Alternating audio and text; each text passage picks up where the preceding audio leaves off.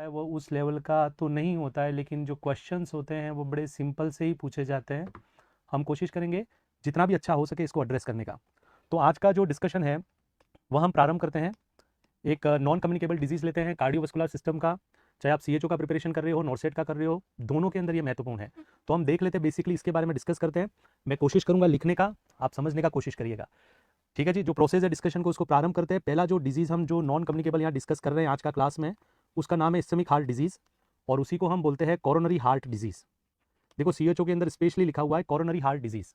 तो आपका सिलेबस के अंदर ये है कि हमको डिस्कस करना है कोरोनरी हार्ट डिजीज़ के बारे में और इस्केमिक हार्ट डिजीज़ के बारे में। सभी का स्वागत है बच्चों। ठीक है, तो हम जानते हैं कि कोरोनरी हार्ट डिजीज़ और इस्केमिक हार्ट डिजीज़ दोनों सिनोनिमस हैं, वो एक ही कंडीशन को डिफाइन करने के लिए शब्दों का प्रयोग किया गया है। इसके पहले एक ब्रीफ बात होती है कि साहब हम जानते हैं हार्ट क्या है, और आप ये भी जानते हैं कि हार्ट की लेयर्स कितनी होती हैं, और उन लेयर्स के अंदर एक इंपॉर्टेंट लेयर है जो मिडल वन है, जिसको हम बोलते हैं मायोकार्डियम। और ये जो मायोकार्डियम है वह मिडल लेयर ऑफ हार्ट है, यह वही मसल्स है जो हार्ट की फिजियोलॉजी को अंजाम देती है। दूसरी इंपॉर्टेंट बात ये जानते हैं कि हार्ट के स्वयं का सर्कुलेशन कौन सी वेसल से होता है, तो उसका आंसर है बच्चों कोरोनरी आर्टरी। मतलब ये जो कोरोनरी आर्टरी होती है वह हम जानते हैं कि हार्ट को क्या करती है, परफ्यूज करती है। तो ये दो इंपॉर्टेंट क्वेश्चन है कि कौन सी लेयर जो है वह आपकी कार्डियक फिजियोलॉजी उसको अंजाम देती है, तो उसका आंसर है मायोकार्डियम। और दूसरा प्रश्न ये है कि भैया कौन सी वेसल्स है जो मायोकार्डियम को परफ्यूज करती है, तो उसका नाम है साहब कोरोनरी आर्टरी। अभी ये जो कोरोनरी आर्टरी है इसको हम ट्रिपल ल्यूमन बोलते हैं, क्योंकि ये 3 ल्यूमन्स होती है मेनली। अगर आप देखें तो अगर हम इसको विभाजित करें, you will be getting more details in anatomy, लेकिन चूंकि मेरे को ये पढ़ाना है इसलिए मेरे को ब्रीफ इंट्रोडक्शन देना जरूरी होता है। तो हम देखते हैं कोरोनरी आर्टरी जो होती है वो एक तो होती है साहब right coronary artery, left anterior descending artery, और तीसरा जो वेसल्स है उसको हम बोलते हैं लेफ्ट सर्कमफ्लेक्स आर्टरी। ये तीनों ल्यूमन्स होती हैं जो हार्ट के चारों ओर से रक्त का परिवहन करती हैं। हार्ट का जो एंटीरियर है, इंफीरियर है, जो पोस्टीरियर लेटरल एरिया है, उनको ये तीनों वेसल्स क्या करती है, परफ्यूज करती हैं। अगर एवरीथिंग इज बैलेंस, अगर ये वेसल्स है वो कैसी है बच्चों, ये वेसल्स है वो पेटेंट है, इसका मतलब ये वेसल्स है वो क्या है, ओपन है, तो उसके थ्रू जो ब्लड है उसका प्रवाह क्या होगा, नॉर्मल होगा। और अगर ये वेसल्स ओपन है तो आपका जो मायोकार्डियम है जो मायोकार्डियम है उसका जो रिक्वायरमेंट है ऑक्सीजन का और न्यूट्रिएंट का वो बहुत अच्छे से मिलेगा, और हमारा जो हार्ट है वो नॉर्मल काम करेगा। तो एक बेसिक सी बात है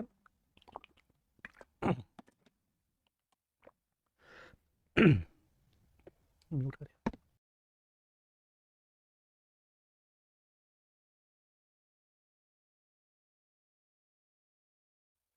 हाँ जी, तो मैं आपको ये बता रहा था कि ये 3 ल्यूमन्स हैं, ये तीनों ल्यूमन्स है वो मायोकार्डियम हार्ट को परफ्यूज करती हैं। अगर ये पेटेंट है तो उनके थ्रू जो ब्लड का प्रवाह है वो बिना बाधा के मायोकार्डियम को मिलेगा, और हमारा जो मायोकार्डियम है वो बहुत अच्छे इफेक्टिव वे में क्या करेगा साहब, काम करेगा। इसको बड़ा करने यार, ये आने का। तो ये बात हम डिस्कस करते हैं, और ये आप और भी डिस्कस करेंगे एनाटॉमी के अंदर। अभी क्या होता है कि कुछ ऐसी कंडीशंस होती हैं जिनका वजह से आप ऑब्जर्व करेंगे कि ये जो कोरोनरी आर्टरी है उसके अंदर पैथोलॉजी होती है। मतलब ये जो कोरोनरी आर्टरी है बच्चों, उसमें क्या हो जाएगा, ऑब्स्ट्रक्शन। अब मैं यूं कहूं कि कोरोनरी आर्टरी के अंदर ऑब्स्ट्रक्शन होता है तो उस पैथोलॉजिकल कंडीशन का नाम ही है कोरोनरी हार्ट डिजीज। तो कोई पूछे कि what you mean bye coronary heart disease, तो सिंपल सा बात है, एक कंडीशन, एक पैथोलॉजी जहां पे हम देखते हैं कोरोनरी आर्टरी जो होती है उसके अंदर कोई भी प्रकार का ऑब्स्ट्रक्शन क्रिएट हो जाता है, तो उस कंडीशन को हम क्या बोलते हैं, कोरोनरी हार्ट डिजीज बोलते हैं। और उस ऑब्स्ट्रक्शन का वजह से विक्टिम कौन होगा, मायोकार्डियम। मायोकार्डियम का परफ्यूजन क्या होगा, अल्टर्ड होगा, उसमें क्या हो जाने वाला है, इस्चीमिया, या उसमें क्या हो सकता है, नेक्रोसिस। तो अगर मैं कहूं कि पेशेंट के अंदर मायोकार्डियम विक्टिम बनता है, और मायोकार्डियम के अंदर अगर इस्चीमिया होगा, मायोकार्डियम के अंदर अगर नेक्रोसिस होगा, तो ये जो सिचुएशन है बॉस उसी को बोला जाएगा इस्केमिक हार्ट डिजीज। तो सिंपल सा बात है, पैथोलॉजी कोरोनरी आर्टरी में है तो कोरोनरी हार्ट डिजीज बोला है, और उस पैथोलॉजी का वजह से विक्टिम कौन बना है, मायोकार्डियम, जहां पे क्या हो गया, इस्चीमिया और नेक्रोसिस। तो उस कंडीशन के लिए हम शब्द यूज करते हैं इस्केमिक हार्ट डिजीज। क्या आपको समझ में आया? तो मैंने ऐसा बोलना है कि कोरोनरी आर्टरी क्या है, मायोकार्डियम क्या है, बेसिक नॉलेज आप जानते ही हो, आप जानते हो कि दोनों का इंपॉर्टेंस क्या है। मैंने कहा कि कोई भी प्रकार की पैथोलॉजी होती है अगर कोरोनरी आर्टरी के अंदर, तो उसको हम कोरोनरी आर्टरी डिजीज बोलते हैं। लाइकवाइज अगर मायोकार्डियम में वो विक्टिम बनता है और उसके अंदर अगर मैं बोलूं कि इस्चीमिया हो रहा है, नेक्रोसिस हो रहा है, तो ऐसा जो क्रिएशन है उसको हम बोलेंगे इस्केमिक हार्ट डिजीज। फिर भी मैं यह डिफाइन कर लेता हूं क्योंकि लोगों को उतारने की जरूरत है। What you mean bye coronary heart disease, इसको हम कोरोनरी आर्टरी डिजीज भी बोलते हैं, दोनों शब्द लिख लीजिएगा। तो आप बोलेंगे कि साहब कोरोनरी आर्टरी डिजीज और coronary heart disease is a pathology of coronary artery. या किसकी पैथोलॉजी है बच्चों, कोरोनरी आर्टरी की। A pathology of coronary artery characterize by partial और कंप्लीट। आप बोलेंगे क्या हो जाएगा भैया, पार्शियल और कंप्लीट ऑब्स्ट्रक्शन होगा, partial and complete obstruction of lumen. तो मैं किस ल्यूमन की बात कर रहा हूं, कोरोनरी आर्टरी की। और अगर मैं कहूं ऐसा कोई क्रिएशन हो तो उसको हम कोरोनरी हार्ट डिजीज और कोरोनरी आर्टरी डिजीज बोलते हैं। जस्ट इमेजिन करिए कि ये कोरोनरी आर्टरी है, और मैं कहूं कि यार इस कोरोनरी आर्टरी के अंदर भैया क्या हो गया, ऑब्स्ट्रक्शन हो गया। यहां पे हमने बोला कि अंदर क्या हो गया साहब, एथेरोमा हो गया, तो ये पार्शियल ऑब्स्ट्रक्शन हुआ। ऐसा अगर होता है कोरोनरी आर्टरी के अंदर, तो उसको हम कोरोनरी आर्टरी डिजीज बोलते हैं। इससे फर्क क्या पड़ता है? इससे फर्क यह पड़ेगा कि इसके थ्रू जो सप्लाई है वह सप्लाई क्या हो जाएगी? डिमिनिश हो जाएगी। कहां पे? मायोकार्डियम के अंदर। तो मायोकार्डियम के अंदर जो सप्लाई है वो क्या हो जाएगी बच्चों? कम हो जाएगी। और सप्लाई अगर कम होगी तो आप देखोगे जो ऑक्सीजन और न्यूट्रिएंट मिलने चाहिए मायोकार्डियम को वो नहीं मिलेंगे। उसका वजह से पेशेंट के अंदर आइदर इस्चीमिया होगा या पेशेंट के अंदर नेक्रोसिस होगा। हम जानते हैं अगर इस्चीमिया होगा तो उसके लिए कंडीशन हम शब्द यूज करते हैं जिसका नाम है एंजाइना पेक्टोरिस, और नेक्रोसिस होगा तो हम क्या बोलेंगे? एमआई। तो ये जो एंजाइना और एमआई है वो आउटकम है किसका? कोरोनरी हार्ट डिजीज का। और अगर मायोकार्डियम के अंदर ऐसा क्रिएशन होगा तो ये जो क्रिएटेड सीन है बच्चों उसी को हम बोलते हैं इस्चेमिक हार्ट डिजीज। तो what you mean by ischaemic heart disease? A disease of heart characterised by myocardial ischaemia. अब इस आईएचडी को भी हम डिफाइन कर लेते हैं कि आईएचडी क्या है। तो सिंपल सा बात है बेटा, आईएचडी को अगर हम डिफाइन करें तो हम बोलेंगे आईएचडी का मतलब डिजीज ऑफ हार्ट। ये क्या है भैया? डिजीज ऑफ हार्ट है। ये हार्ट की बीमारियां हैं जो प्रदर्शित होती हैं इस्चीमिया। और ये जो इस्चीमिया हुआ है वह किसका हुआ है? मायोकार्डियम का। अगर हार्ट की वह बीमारियां जहां पे मायोकार्डियम विक्टिम है और मायोकार्डियम के अंदर इस्चीमिया होता है तो उन हार्ट की बीमारियों को हम क्या बोलते हैं? इस्चेमिक हार्ट डिजीज बोलते हैं। तो क्या ये कंसेप्ट समझ में आया कि what you mean bye coronary artery disease and what you mean by ischaemic heart disease? Simple सा बात है। पैथोलॉजी बच्चों कहां पे है? कोरोनरी आर्टरी के अंदर। और कोरोनरी आर्टरी में पार्शियल और कंप्लीट ऑब्स्ट्रक्शन हो रहा है। अभी ऐसा क्रिएशन है तो उसको हमने बोलना है कोरोनरी आर्टरी डिजीज और कोरोनरी हार्ट डिजीज। और आईएचडी का मतलब क्या है? यह हार्ट की वह बीमारियां हैं जहां पे विक्टिम कौन है? मायोकार्डियम। हुआ क्या मायोकार्डियम में? इस्चीमिया। जो भी अगर है ऐसा कुछ क्रिएशन होगा तो उसको हम क्या बोलेंगे? इस्चेमिक हार्ट डिजीज बोलेंगे। आप दूसरे शब्द में बोलेंगे कोरोनरी आर्टरी डिजीज क्या लीड करेगी? इस्चेमिक हार्ट डिजीज को। तो कहीं ना कहीं ये इंटरलिंक है, एक दूसरे का कॉज है और एक दूसरे का कॉम्प्लिकेशन है। अगर आईएचडी का कॉज माना जाएगा तो सीएडी हो गया और सीएडी का कॉम्प्लिकेशन माना जाएगा तो आईएचडी हो गया। दोनों एकदम सही है। लोकेश मीणा जी मेहनत करो, है ना? आप सीएचओ भी बड़ी मुश्किल से बन पाओगे बेटा अगर आपको यही नहीं मालूम है कि कोरोनरी आर्टरी क्या है और मायोकार्डियम क्या है और दोनों कौन से देश के प्राणी हैं। Anyway those who want to learn please जुड़े। इसके लिए ब्रेन चाहिएगा, एक तो एसेंशियल क्राइटेरिया बोल देता हूँ सीएचओ बनने के लिए, दिमाग भी चाहिएगा और समझने की चेष्टा भी होनी चाहिए इंसान में। बाकी अगर सीएचओ अगर आप नहीं बन पाए तो आप you are nothing for good, आप चपरासी के लायक भी नहीं है, ये बात आप समझ सकते हैं। वॉइस इतनी भी आएगी दीपक बंसवाल, कोशिश कर सुनने का, या अगर कुछ लगा रखा है तो उसको चेंज कर ले भाई, इतनी ही वॉइस है और इतना ही वॉल्यूम है ना? मेहनत कर रहे हैं हम और बढ़ाने के लिए। आरती शर्मा आयुष्मान भाव, तो आपको मैंने दो बातें बोली है, सीएडी क्या है, सीएचडी क्या है और आईएचडी क्या है। मैं ऐसी आशा करता हूँ आपको समझ में आया होगा। तो कुल मिला के बोला जाए तो कोरोनरी आर्टरी और मायोकार्डियम की डिजीज है और हम ये शब्द यूज़ करते हैं इनको डिफाइन करने के लिए। आपको पूछा जाएगा एग्जाम के अंदर कि क्या टाइप्स हैं, और types of ischaemic heart disease. Ischaemic heart disease के क्या प्रकार हैं? तो पहला प्रकार आपको लिखना है साहब एंजाइना पेक्टोरिस। क्या लिखेंगे? Angina pectoris. दूसरा जो टाइप है जिसको हम लिखेंगे साहब मायोकार्डियल इन्फार्क्शन। क्या लिखा जाएगा बच्चों? Myocardial infarction. और तीसरा जो प्रकार हम यहां पे मेंशन करेंगे जो आईएचडी के टाइप हो सकते हैं, जैसे मैं बता रहा हूं कि इस्चेमिक हार्ट डिजीज के प्रकार क्या हैं, तो आप बोलेंगे साहब एंजाइना पेक्टोरिस है, मायोकार्डियल इन्फार्क्शन है। तीसरा कंडीशन यहां पे लिखते हैं जो पेशेंट के अंदर सडन कार्डियक डेथ बोली जाती है, सडन कार्डियक डेथ। ये आपके सीएचओ के अंदर मेंशन कर रखा है। आईएचडी और कोरोनरी हार्ट के क्या प्रकार हैं, ऐसा आपको प्रश्न पूछ सकता है। तो बच्चों आईएचडी और कोरोनरी हार्ट डिजीज को हम 3 भागों में डिवाइड करते हैं, एंजाइना, मायोकार्डियल इन्फार्क्शन और सडन कार्डियक डेथ। ये एंजाइना पेक्टोरिस है, उसको 2 भागों में फिर इन्होंने डिवाइड कर रखा है। एक तो लिख रखा है स्टेबल एंजाइना पेक्टोरिस, आप बोलेंगे बच्चों क्या? Stable angina pectoris. और दूसरा है unstable angina pectoris, unstable angina pectoris. कुल मिला के देखा जाए तो आप दूसरे शब्दों में बोल सकते हैं ये फर्स्ट हो गया, ये सेकंड हो गया, ये तीसरा हो गया और ये चौथा हो गया। तो ये 4 टाइप हैं किसके बच्चों? इस्चेमिक हार्ट डिजीज के। अब आपके लिए बड़ा सिंपल प्रश्न ये है कि आपको पूछा जा सकता है कि what you mean bye stable angina pectoris, what you mean bye unstable angina pectoris, what you mean bye MI and what you mean by sudden cardiac death. अब हम इन चीजों को डिफाइन करेंगे। अब आप इन चीजों को समझना क्योंकि ये आपके एग्जाम में पूछ सकता है, स्पेशली सीएचओ में। जैसे मैं बच्चों पहले शब्द लेता हूं एंजाइना पेक्टोरिस। एंजाइना पेक्टोरिस क्या है? तो एंजाइना पेक्टोरिस का सिंपल मतलब यह है कि यह एक प्रकार है इस्चेमिक हार्ट डिजीज का। It is a type of ischaemic heart disease which characterise by chest pain. यह एक प्रकार है इस्चेमिक हार्ट डिजीज का जो प्रदर्शित होता है चेस्ट पेन के द्वारा। और उस चेस्ट पेन का वजह क्या है? Myocardial ischaemia. अगर कोई व्यक्ति है जिसके अंदर मायोकार्डियल इस्चीमिया हो रहा है बच्चों, और उस इस्चीमिया का वजह से उस व्यक्ति के छाती में दर्द होगा, तो ये जो कंडीशन है उसको हम एंजाइना पेक्टोरिस बोलते हैं। तो एंजाइना पेक्टोरिस आपके समझ में आया? एंजाइना पेक्टोरिस का तात्पर्य यही है कि यह एक क्लिनिकल कंडीशन है, a clinical condition characterised by chest pain and that chest pain is result from ischaemia of myocardium. अगर किसी व्यक्ति के अंदर ऐसा होता है तो उस कंडीशन को हम बोलते हैं एंजाइना पेक्टोरिस। दूसरी बात, इसका कारण क्या है? कारण बड़ा सिंपल है कि मायोकार्डियल जो सप्लाई होती है, मायोकार्डियम की जो सप्लाई है और मायोकार्डियम की जो डिमांड है ऑक्सीजन की, उन दोनों के बीच में डिस्प्रपोर्शन हो गया है। मे भी सप्लाई कम हो रही है, डिमांड ज्यादा है, तो पेशेंट में क्या हुआ, इस्टीमिया, और उस इस्टीमिया का वजह से इंडिविजुअल के चेस्ट में क्या हो गया, पेन। तो ये जो मैं बोल रहा हूं उसको हम बोलेंगे बच्चों एंजाइना पेक्टोरिस। तो अगर आपको कोई पूछता है कि what you mean by angina pectoris, तो आप ऐसा डिफाइन करेंगे, a clinical condition characterised by chest pain result from ischemia of myocardium. या छाती में दर्द हुआ है, इसलिए नहीं हुआ है कि आपको एसिडिटी हुई है, इसलिए भी नहीं हुआ है कि ये जो पढ़ा रहे हैं वो समझ में आ गया और नहीं आया। दर्द इसलिए हुआ है क्योंकि आपके मायोकार्डियम में इस्टीमिया हो गया। तो इस्टीमिया का वजह से अगर किसी पेशेंट के चेस्ट में दर्द होता है तो उस कंडीशन को हम क्या बोलेंगे, एंजाइना पेक्टोरिस बोलेंगे। अब ये जो एंजाइना पेक्टोरिस है वो फर्दर क्लासिफाई होता है स्टेबल और अनस्टेबल। प्लीज याद रखिएगा, आपको एग्जाम में पूछ सकता है stable angina pectoris versus unstable angina pectoris. तो इसको भी आप याद कर लीजिएगा, अनस्टेबल एंजाइना पेक्टोरिस और स्टेबल एंजाइना पेक्टोरिस क्या है। देखो बच्चों, नाम से मालूम पड़ रहा है कि इसमें चेस्ट पेन होना है। अब एंजाइना पेक्टोरिस लिखा है तो सीधी सी बात है कि दोनों पेशेंट में क्या होना है, चेस्ट पेन होना है। बेसिक डिफरेंस क्या है इसको समझने का समझिएगा आप। स्टेबल एंजाइना पेक्टोरिस एक टाइप है एंजाइना पेक्टोरिस का जहां पे पेशेंट है वो क्लिनिकली स्टेबल है। पेशेंट का कैसा है बच्चों, क्लिनिकली स्टेबल पेशेंट है, उसको एंजाइना तो है लेकिन वह पेशेंट है वो क्या है बच्चों, क्लिनिकली स्टेबल है। मे बी उसकी जो कंडीशन है वह कैसी है, माइल्ड है। मे बी जो क्रिएशन है वो कैसा है, माइल्ड है। पेशेंट है, उसके अंदर हम और क्या देखते हैं, तो साहब हम और ये देखते हैं कि ये जो इंडिविजुअल है उसके अंदर कुछ डेटा ऑब्टेन करेंगे कि पेन कैसे हुआ, पेन कितना था, मतलब ऑनसेट की बात करूं, सीवियरिटी की बात करें, कितने समय तक रहा उसकी मैं बात करूं, और पेन है वह कैसे कम हुआ उसकी बात करूं। तो ये जितनी भी बातें मैं बोलता हूं वह प्रेडिक्टेबल डिग्री में हम ऑब्जर्व करते हैं।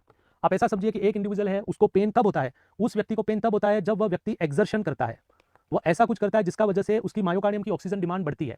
जैसे मैं आपको बताऊं कि एक पेशेंट का कंप्लेन ये रहेगा कि भाई साहब कोई मेहनत का काम करता है, जैसे सीढ़ियां चढ़ रहा है, कहीं भाग रहा है, कहीं दौड़ रहा है, तो उस कंडीशन के अंदर उस इंडिविजुअल की मायोकार्डियल ऑक्सीजन डिमांड क्या हो जाएगी, बढ़ जाएगी।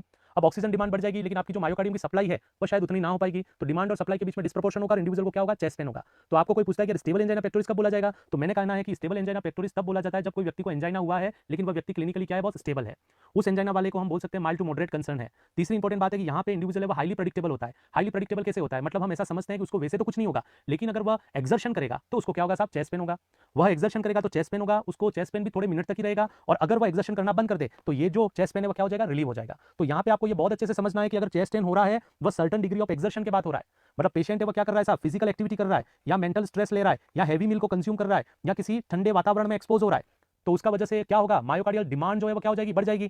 फिर पेन होगा, उसकी सीवियरिटी कैसी रहेगी, माइल्ड टू मॉडरेट रहेगी। कितने ड्यूरेशन तक पेन रहेगा, तो may be less than 5 minute ही रहेगा पेशेंट के अंदर। रिलीव कैसे होगा, तो सीधी सी बात है, अगर वो रेस्ट कर ले या ऑक्सीजन ले ले या नाइट्रेट ले ले तो इस पेशेंट को जो पेन है वो क्या होगा, रिलीव हो जाएगा। अगर ऐसे पैटर्न वाला एंजाइना है तो उसको बोला जाएगा स्टेबल एंजाइना पेक्टोरिस। तो फिर से बोलता हूं, आप प्लीज अच्छे से सुनिएगा कि ये एंजाइना है, और इस एंजाइना में क्या हुआ है बच्चों, पेशेंट को चेस्ट पेन हुआ है, और पेशेंट को चेस्ट पेन मायोकार्डियल इस्कीमिया का वजह से हुआ है। जो कंडीशन है अगर वो देखें तो पेशेंट है वो क्लिनिकली स्टेबल है। यहाँ पे हम बहुत ज्यादा प्रेडिक्टेबल है। प्रेडिक्टेबल इन द सेंस कैसा है कि मैं ऐसा बोल रहा हूँ कि साहब उसको वैसे तो पेन नहीं होगा लेकिन अगर वो सर्टन डिग्री ऑफ एक्सर्शन में एक्सपोज होता है, मे बी वो एक्सट्रीम हैवी वर्क करता है, फिजिकल एक्टिविटी करता है, भागता है, दौड़ता है, जिम जाता है, ज्यादा पढ़ाई कर लेता है तुम्हारी तरह, तो उसके अंदर क्या होगा, मायोकार्डियल ऑक्सीजन डिमांड बढ़ेगी, तब जाके जो सप्लाई है वो नहीं हो पाएगी। हाँ जी, रेस्ट कंडीशन में सप्लाई बराबर है लेकिन जब डिमांड अचानक बढ़ेगा तो सप्लाई उसके प्रोपोर्शन में नहीं हो पाएगी, इसलिए इस पेशेंट को क्या हो गया, दर्द। और जैसे उसने रेस्ट लिया तो वापस डिमांड कम कर लिया, ऑक्सीजन लिया तो सप्लाई बढ़ा दी, नाइट्रेट लिया तो सप्लाई क्या कर दी, बढ़ा दी, तो वह जो पेन है वो क्या हो गया, कम हो गया। तो मैं अगर इतना प्रेडिक्टेबल हूं किसी क्लिनिकल सिनेरियो में तो मैं बोलूंगा स्टेबल एंजाइना पेक्टोरिस। जैसे इसको दूसरा एग्जांपल ऐसे बोलता हूं कि जैसे आप बोलो मेरे को कि यार सीएचओ कैसे पास होंगे, तो मैं यूं बोलता हूं कि अगर आप 1.5 से 2 महीना मेहनत कर लोगे तो शायद आप सीएचओ पास हो जाओगे। तो यहां पे मैं हाईली प्रेडिक्टेबल हूं कि 2 महीना मेहनत करने के बाद आप सीएचओ पास हो सकते हो। लेकिन एक दूसरा बच्चा पूछता है मेरे को कि साहब सीएचओ मैं पास हो पाऊंगा कि नहीं पाऊंगा, तो मैं इसको यूं बोलूं कि यार मेरे को नहीं मालूम तू हो पाएगा कि नहीं हो पाएगा, तू हाईली अनप्रेडिक्टेबल इंसान है ना, मैं तेरे बारे में प्रेडिक्ट नहीं कर पाऊंगा कि तू कितना पढ़ेगा तो पास होगा या तू पास होगा कि नहीं होगा। तो वह जो सेकंड वाला व्यक्ति है वो कौन सा है, अनस्टेबल वाला व्यक्ति है। अगर आप समझो तो यहाँ पे आपको समझना स्टेबल और अनस्टेबल का कंपैरिजन। तो फिर मैं अनस्टेबल में क्या बोलूंगा, यहाँ पे पेशेंट है वो अनस्टेबल है। अगर मैं कहूँ कि ये जो पेशेंट है वो क्लिनिकली अनस्टेबल है, जो कंडीशन है वो मॉडरेट टू सीवियर है, जो कंडीशन है वो बच्चों कैसी है, मॉडरेट टू सीवियर है। पहले वाले के कंपैरिजन में क्या है, भयानक है, तो मॉडरेट टू सीवियर है। यहाँ पे कोई बोले कि यार चेस्ट पेन कब होगा, तो मैं बोलूंगा कि I am not at all predictable, तो ये हो गया हाईली अनप्रेडिक्टेबल। यहाँ पे मैं कुछ प्रेडिक्ट नहीं कर पाऊंगा कि चेस्ट पेन कब होगा, कितना होगा, कितने समय तक रहेगा और कैसे रिलीव होगा। अगर मैं इन डेटा के बारे में प्रेडिक्ट नहीं कर पाता बच्चों तो उसको बोलेंगे अनस्टेबल एंजाइना पेक्टोरिस। क्या आपके समझ में आया? अनस्टेबल का मतलब यही है बच्चों की पेशेंट क्लिनिकली स्टेबल नहीं है। दूसरा फर्क यह है दोनों के बीच में कि ये मॉडरेट टू सीवियर सिनेरियो है। तीसरा फर्क यह है कि यहाँ पे जो इंडिविजुअल है वो अनप्रेडिक्टेबल है। जब अनप्रेडिक्टेबल हो जाता है कि कब होगा, कितना होगा, कैसे कम होगा, उसके बारे में हम कुछ भी नहीं बता पाए, तो उस एंजाइना का नाम है अनस्टेबल एंजाइना पेक्टोरिस। तो चलो मैं यही प्रश्न पूछ लेता हूं आपको कि इमेजिन करो कि आपको लिखा हुआ है कि भैया एक पेशेंट कंप्लेन करता है चेस्ट पेन का, और वह सीएचओ भैया को बोलता है कि यार वैसे तो मेरे को कोई दिक्कत नहीं होती लेकिन जब भी मैं मेरे घर की सीढ़ियां चढ़ता हूं तो कुछ सीढ़ियां चढ़ने के बाद या ऊपर जाने के बाद फर्स्ट सेकंड फ्लोर तक चढ़ने के बाद मेरे छाती में दर्द होता है। दर्द होते ही मेरे को घबराहट होने लगती है, पसीने आने लगते हैं, मैं वहीं पे बैठ जाता हूं, और वहीं पे बैठने के बाद मैं भगवान का नाम लेता हूं, मैं हनुमान चालीसा पढ़ता हूं, तो कुछ समय बाद वह जो दर्द है वो समाप्त हो जाता है। ऐसा मेरे साथ 2 या 3 बार हुआ। तो बताओ ये कौन से टाइप का एंजाइना है? आप कमेंट दीजिए, मैं देख रहा हूं यहाँ पे ये कौन सा टाइप का एंजाइना है बच्चों, तो आपको आंसर देना है ये कौन सा, स्टेबल एंजाइना पेक्टोरिस। बहुत बढ़िया बच्चे। अब वही बात है, अब मैं दूसरा क्वेश्चन पूछता हूँ। एक पेशेंट ऐसा बोलता है कि भाई साहब ऐसा कोई वो चीज़ नहीं है, मतलब मैं बैठा हूँ या मैं मेहनत कर रहा हूँ, एक दिन तो बैठे बैठे छाती में दर्द हो गया, एक दिन तो हंसते हंसते छाती में दर्द हो गया, और ताजुब की बात देखो, मैंने ऑक्सीजन भी ली, वो गोली आती है वो भी खा ली, फिर भी दर्द है वो कम नहीं हुआ, मेरे को अस्पताल आना पड़ा। तो ये जो पैटर्न है वो कौन सा है, जहाँ पे पेशेंट ऑनसेट का बारे में भी नहीं बता पा रहा अच्छे से, सीवियरिटी ज्यादा बता रहा है। तीसरा ड्यूरेशन का बात है तो कह रहा है कि यार मेरे को 10-15 मिनट तक पेन रहा, और फिर रिलीफ का बात आ रहा है तो कह रहा है कब की बार तो हनुमान चालीसा भी काम नहीं आई। तो भैया ये जो पैटर्न है वह अनस्टेबल पैटर्न है। तो बहुत सिंपल है बच्चों, आपको एग्जाम में पूछ सकता है, इवन नॉर्सेट में भी ये बड़ा कॉमन क्वेश्चन है, स्टेबल एंजाइना क्या, अनस्टेबल एंजाइना क्या है। मैं इतना इंफोसाइज कर रहा हूँ, आपको टाइम दे रहे हैं, बता रहे हैं, तो आप कम से कम इसको थोड़ा संजीदगी से पढ़ने का कोशिश करिएगा। तो ठीक है जी, प्रेडिक्टेबल है और एक अनप्रेडिक्टेबल है, तो डिफरेंस है, ये स्टेबल है, ये अनस्टेबल है। दूसरे कलर से बता देते हैं, गुलाबी कलर लड़कों को पसंद है। ये स्टेबल है, ये अनस्टेबल है, ये माइल्ड है, ये माइल्ड टू मॉडरेट है। यहाँ पे हम हाईली प्रेडिक्टेबल हैं, यहाँ पे हम प्रेडिक्टेबल नहीं है। यहाँ पे ऐसे होगा, इतना होगा, इतने समय तक रहेगा, और ऐसे कम होगा, यहाँ नहीं मालूम कि कब तो होगा, कितना होगा, कब तक रहेगा और कैसे कम होगा। तो ये फर्क आपको ध्यान में रखना है स्टेबल और अनस्टेबल एंजाइना पेक्टोरिस के बारे में। तो ये हो गया बेटा पहला टाइप का कोरोनरी हार्ट डिजीज, ये हो गया दूसरे टाइप का जो सीएचओ में मेंशन है उसके हिसाब से बोल रहा हूं। अब मैं लेता हूं बच्चों तीसरा प्रकार है जिसको बोलते हैं मायोकार्डियल इंफार्क्शन। क्या बोलेंगे हम, मायोकार्डियल इंफार्क्शन क्या है? तो आप बोलेंगे यार myocardial infarction is a life threatening scenario, ये लाइफ थ्रेटनिंग कंडीशन है जहां पे क्या होगा, टिश्यू नेक्रोसिस होगा। जहां पे मायोकार्डियम का जो टिश्यू है, जहां पे क्या होगा, टिश्यू नेक्रोसिस होगा। जहां पे मायोकार्डियम का जो टिश्यू है उसका क्या होगा साहब, नेक्रोसिस होगा। आप बोल सकते हैं डैमेज होगा, डिस्ट्रॉय होगा। और उसका वजह क्या है, caseation of myocardial blood flow, caseation of myocardial supply. Myocardium की जो सप्लाई है अगर वह बंद हो जाती है बच्चों, अगर वह सप्लाई बंद हो जाती है और उसका वजह से मायोकार्डियम की कोशिकाएं मृत हो जाती हैं, तो ये जो मृत्यु हुई है किसकी, मायोकार्डियम की, क्यों हुई है, सप्लाई बंद होने का वजह से, तो उस कंडीशन का नाम है मायोकार्डियल इंफार्क्शन। तो इंफार्क्शन शब्द जो है उसका तात्पर्य ये होता है, एक पूरे प्रोसेस को बता रखा है कि कैसे मायोकार्डियल कोशिकाएं मृत्यु को प्राप्त करती हैं, उस पूरी प्रक्रिया को हम बोलते हैं मायोकार्डियल इंफार्क्शन। तो मैंने आपको बोला है कि myocardial infarction is a life threatening condition characterised by tissue necrosis, destruction of myocardium result from permanent cessation of myocardial supply. तो मायोकार्डियम की सप्लाई बंद हो गई, उसका वजह से मायोकार्डियम की कोशिकाएं मृत्यु को प्राप्त हो गई, उसका वजह से मायोकार्डियम में नेक्रोसिस हो गया। तो ये जिसका डर था अगर वही हो गया, एक तो मैं बोल रहा हूं कि तुम फेल हो सकते हो अगर नहीं पढ़ो, तो वो तो एंजाइना टाइप की बात हो गई, लेकिन अब मैं यूं बोलूं कि तुम फेल हो गए क्योंकि तुम नहीं पढ़े थे, तो ये जो थे हो गया वो क्या हो गया, एमआई हो गया। तो बेसिक डिफरेंस ये है कि एमआई लाइफ थ्रेटनिंग कंडीशन है, मायोकार्डियम की कोशिकाएं नेक्रोसिस हो गई, मायोकार्डियम की कोशिकाएं मृत्यु को प्राप्त कर गई, और उसका कारण क्या है, जो सप्लाई है वह परमानेंट बंद हुई। तो मैंने बोलना है कि समझो कि ये कोरोनरी आर्टरी है और ये कोरोनरी आर्टरी में परमानेंट ब्लॉकेज हो गया बच्चों। अब क्या होगा, परमानेंट ब्लॉकेज होने का वजह से ये अवरोध के आगे सप्लाई नहीं जा पाएगी, और जब अवरोध के आगे सप्लाई नहीं जा पाएगी तो ये जो मायोकार्डियम है उसको ऑक्सीजन और न्यूट्रिएंट नहीं मिलेंगे, और वह क्या हो जाएगी, परमानेंट इरिवर्सिबल डैमेज हो जाएगी। तो मैंने कहा है कि अगर ऐसा हो गया तो उस कंडीशन को क्या बोलेंगे, उसको बोलेंगे मायोकार्डियल इंफार्क्शन। तो बड़ा सिंपल है बॉस, स्टेबल एंजाइना का वर्स्ट फॉर्म अनस्टेबल है और अनस्टेबल का वर्स्ट फॉर्म एमआई है। तो बच्चों क्या होगा, सडन कार्डियक डेथ होगा। का एक इंपॉर्टेंट कारण माना गया है मायोकार्डियल इंफार्क्शन, क्योंकि सडन कार्डियक डेथ से क्या मतलब निकलता है, इसका मतलब ये होता है कि अचानक हार्ट है वह मर गया। अचानक हार्ट क्यों मर गया भाई, इसलिए मर गया क्योंकि सप्लाई क्या हो गई थी, बाधित हो गई थी, और सप्लाई बाधित होने की वजह से आपने देखा कुछ कॉम्प्लिकेशन ओवरलैप हो गई, पेशेंट को वीटी हो गया, वीएफ हो गया, पेशेंट है वह मर गया। अभी ऐसा है तो ठीक है भैया, इसको हम बोलेंगे सडन कार्डियक डेथ। तो ये चार इंपॉर्टेंट बातें हैं जो सीएचओ भैया को पूछी जा सकती है नियर फ्यूचर में। तो हमारा सीएचओ भैया प्लीज सुनिए इसको बड़ी संजीदगी से बच्चों, क्या है एंजाइना, क्या है एमआई, क्या है तीसरी बात बोलिए कि भैया सडन कार्डियक डेथ। तो आपको पूछ सकता है स्टेबल अनस्टेबल के बारे में, इसके बारे में, उसके बारे में। ठीक है जी, ये हो गया बेसिक इंट्रोडक्शन कि what you mean by ischaemic heart disease, और खूब लिखा है, अगर लिखना चाहो तो आप लिख भी सकते हो। तो ठीक है, यहाँ तक आपको समझ में आया, ऐसा मैं समझते हुए आगे बढ़ूंगा। अब अपन देखते हैं, ये हो गया टाइप। तो टाइप अगर आपको पूछे तो आप टाइप क्या बोलेंगे, एक है स्टेबल एंजाइना, एक है अनस्टेबल एंजाइना, एक है एमआई और एक है sudden cardiac death. Stable unstable में जाएगा, अनस्टेबल एमआई में जाएगा, एमआई जाएगा सडन कार्डियक डेथ। इसके आगे रिएक्शन डजंट। इसके बाद इंपॉर्टेंट बात सीएचओ भैया हमारा सुनेगा कि डब्ल्यूएचओ ने बर्डन कितना बता रखा है। देखो हर डिजीज का बर्डन, आपके स्टैटिक्स आपको पूछते हैं। स्टैटिक्स की अगर मैं बात करता हूं कि भाई बर्डन ऑन समाज, कि पेशेंट के अंदर ये जो बीमारी है जिसको हम बोल रहे हैं साहब इस्केमिक हार्ट डिजीज और कोरोनरी हार्ट डिजीज, उसका बर्डन कितना है। तो पहला इंपॉर्टेंट प्रश्न ये है कि डब्ल्यूएचओ ने बोला है कि कार्डियोवास्कुलर डिजीज जो है, मैं शब्द लिख रहा हूं कार्डियोवास्कुलर डिजीज, गलत मत इसको देखिएगा, कार्डियोवास्कुलर डिजीज जो है वह मोस्ट लार्जेस्ट कॉज माना गया है, इसको सबसे बड़ा कारण माना गया है 2020 के अंदर जो मोर्टेलिटी और मॉर्बिडिटी के लिए रिस्पॉन्सिबल है। तो ये अपने आप में प्रश्न है कि कार्डियोवास्कुलर डिजीज जो है वो सबसे बड़ा कारण माना गया है वर्ल्ड वाइड, जो काय के लिए रिस्पॉन्सिबल है बच्चों, मोर्टेलिटी और मॉर्बिडिटी के लिए। काय के लिए रिस्पॉन्सिबल है, मोर्टेलिटी और मॉर्बिडिटी के लिए, कार्डियोवास्कुलर डिजीज। उस कार्डियोवास्कुलर डिजीज के अंदर देखूं तो कोरोनरी हार्ट डिजीज जिसका नाम इस्केमिक हार्ट डिजीज है वो लगभग 54% रिस्पॉन्सिबल है। तो आप इस बात को समझिए कि डब्ल्यूएचओ ने ऐसे बोला है कि भाई पेशेंट है, डब्ल्यूएचओ ने बोला कि one of the largest cause of mortality and morbidity that what we have found in 2020 is cardiovascular disease. मतलब उसने कार्डियोवास्कुलर डिजीज की वजह से होने वाली जो मृत्यु है उसको सबसे ज्यादा माना है, नॉन कम्युनिकेबल डिजीज का बात कर रहे हैं हम। और ये जो कार्डियोवास्कुलर डिजीज है उसमें ताजुब की बात है कि 54% जो कारण है वो क्या है बच्चों, कोरोनरी हार्ट डिजीज और इस्केमिक हार्ट डिजीज।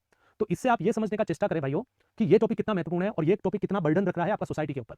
इसका मतलब ये है कि अगर कोरोनरी आर्टरी डिजीज और इस्केमिक हार्ट डिजीज को अगर हम बेहतर तरीके से एड्रेस करेंगे तो जितनी भी मृत्यु कार्डियोवास्कुलर डिजीज की वजह से हो रही है उसका 54% भाग को आप कम कर देंगे। तो ये बड़ा इंटरेस्टिंग बात है। जो भी है ये बर्डन आपको ध्यान में रखना है, आपको फैक्ट्स भी पूछे जा सकते हैं इस बार, ऐसा अनिवार्य नहीं है कि जो अब तक हुआ है वैसा ही होगा, कुछ भी हो सकता है। तो यहाँ पे हमने दो चीजें पढ़ी कि कोरोनरी हार्ट डिजीज क्या है और उसके क्या प्रकार हैं, और बर्डन क्या है, स्टैटिक्स क्या है, कितना बर्डन है, इन दोनों चीजों के बारे में हमने पढ़ा। अब हम देखते हैं साहब ऐसे क्या रिस्क फैक्टर हैं जो पेशेंट के अंदर कोरोनरी आर्टरी डिजीज का निर्माण करते हैं। मतलब आपको ये समझना है, और ये आपके एग्जाम में फिर से बड़ा इंपॉर्टेंट टॉपिक है सीएचओ के दृष्टिकोण से। आपको पूछा जाएगा कि risk factor of coronary heart disease, risk factor of ischaemic heart disease क्या है। तो बच्चों दो भागों में इसमें हम डिवाइड करेंगे। आप लिखेंगे नॉन मॉडिफाइएबल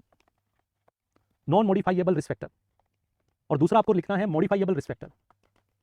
पहला इंपॉर्टेंट चीज आपको लिखना है बच्चों नॉन मॉडिफाइएबल, और दूसरा रिस्क फैक्टर आपको लिखना है मॉडिफाइएबल।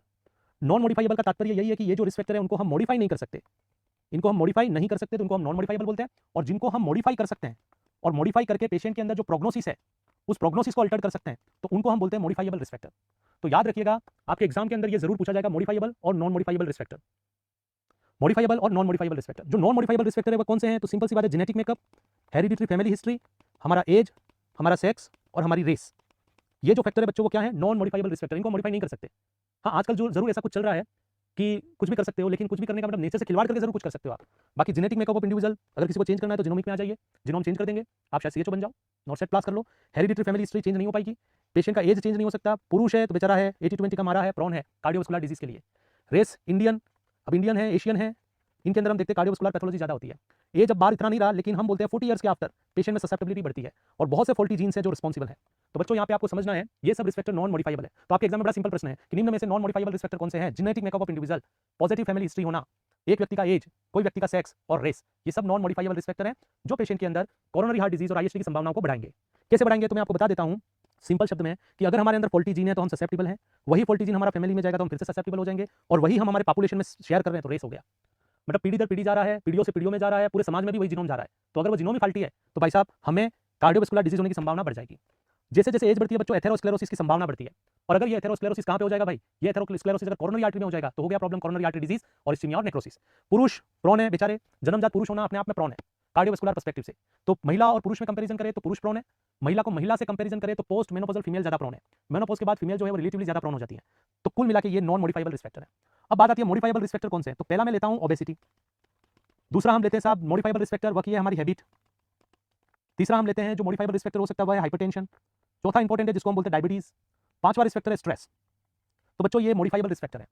मैंने बोला ओबेसिटी और सेडेंटरी लाइफस्टाइल, ये पेशेंट के अंदर पहला मॉडिफाइबल रिस्क फैक्टर है। इसी प्रकार हैबिट, हाइपरटेंशन, डायबिटीज और स्ट्रेस ये भी इक्वली इंपॉर्टेंट है। अब ये कैसे हैं ये समझने का कोशिश करिएगा। अगर मैं ओबेसिटी बोलता हूं बच्चों कि एक व्यक्ति ओबेस है, एक व्यक्ति सेडेंटरी लाइफस्टाइल जीता है, तो उस व्यक्ति के अंदर क्या होगा बच्चों? एथेरोस्क्लेरोसिस। और ये जो एथेरोस्क्लेरोसिस है वो कहां पे होगा? कोरोनरी आर्टरी में। और अगर ये कोरोनरी आर्टरी के अंदर होगा तो सीधी सी बात है हमारी कोरोनरी आर्टरी क्या हो जाएगी? नैरो। समझिए कोरोनरी आर्टरी है और इसके अंदर क्या हो गया? एथेरोस्क्लेरोसिस। क्योंकि भैया के अंदर फैट ज्यादा है, ट्राइग्लिसराइड ज्यादा है, पेशेंट के अंदर क्या ज्यादा है बच्चों? ट्राइग्लिसराइड, एलडीएल का लेवल ज्यादा है, एसडीएल का लेवल कम है, कोलेस्ट्रॉल रिलेटिवली ज्यादा है। आजकल इसको रिस्क फैक्टर में नहीं रखा है, फिर भी अपन मेंशन कर देते हैं क्योंकि हमारा सिलेबस तो अपडेट भी नहीं होता है।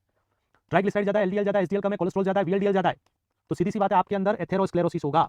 और एथेरोस्क्लेरोसिस कोरोनरी आर्टरी में होगा तो कहीं ना कहीं भाई साहब कोरोनरी हार्ट डिजीज हो गई, और यहाँ अगर इवेंट होगी तो आईएसडी बोल देंगे, एंजाइना और एमआई। तो बड़ा सिंपल है, आपको ध्यान में रखना चाहिए। पहला इंपॉर्टेंट रिस्क फैक्टर अगर आप चाहो तो मैं नाम ही बोल दूं, अगर नाम से काम चल जाता तो वेल एंड गुड, लेकिन कहीं ना कहीं थोड़े बच्चों को एक्सप्लेनेशन भी चाहिए तो यहाँ एक्सप्लेन भी करना पड़ता है। तो मैंने पहले बोलना है कि अगर हम ओबेस हैं, अगर हमारा वेट ज्यादा है, अगर हम सेडेंटरी लाइफस्टाइल जीते हैं तो हमारे ब्लड के अंदर ट्राइग्लिसराइड, एसडीएल, वीएलडीएल, कोलेस्ट्रॉल बढ़ जाएगा, और ये सब बैड चीजें हैं। अगर ये बढ़ जाएगी तो ये डिपॉजिट होगी कहां पे? वेसल्स में। अगर वो वेसल्स कोरोनरी आर्टरी है तो भैया हो गया हमको क्या? Coronary heart disease. क्या आपको लगता है ऐसा हो सकता है कि मजाक कर रहा हूं मैं यहाँ? पानी पूरी से कुछ नहीं होता बेटा, पानी पूरी तू खाते खाते बेचना जरूर चालू हो जाएगा अगर सीएचओ नहीं बना तो, है ना? पानी पूरी में आलू मत डालना, ओनली पानी पीना। यस बेटा, atherosclerosis is most common cause. Babli Gujjar you are right my dear, आपने सही बताया है। अबे हैप्पी एंडिंग, तू भी तेरा नाम क्लियर लिख। हैप्पी एंडिंग क्या होता है? हर वर्ड को शॉर्ट में लिखिए सर। क्यों बेटा? शॉर्ट में लिखते क्या होगा? लफड़ा हो जाएगा। तू जानता है या सीएचओ बनने आए हैं लोग, ठीक है?